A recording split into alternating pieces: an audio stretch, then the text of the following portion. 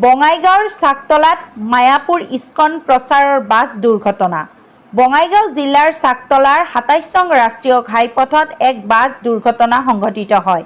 পশ্চিম বংগৰ মায়াপুৰ ইস্কন মন্দিৰৰ পৰা অহা অসমৰ বিভিন্ন স্থানত ধৰ্মীয় প্ৰচাৰ কৰা WB41E3911 নম্বৰৰ বাছখন আজি ৰাতিপুৱাৰ ভাগত চাকতলাত দুৰ্ঘটনা সংঘটিত হয়।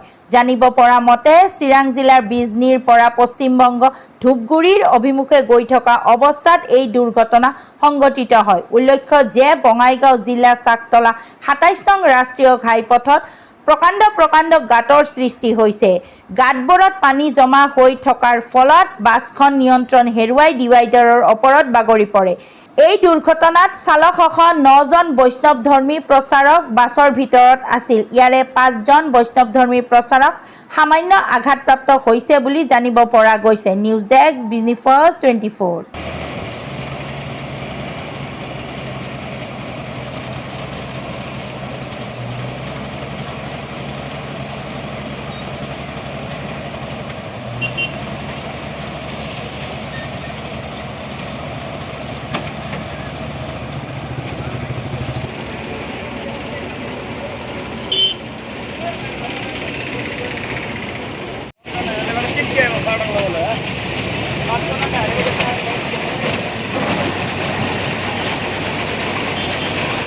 দুর্ঘটনাটা হলো আমরা আসছিলাম বিজনি থেকে, আমরা যাচ্ছিলাম ধূপগুড়িতে।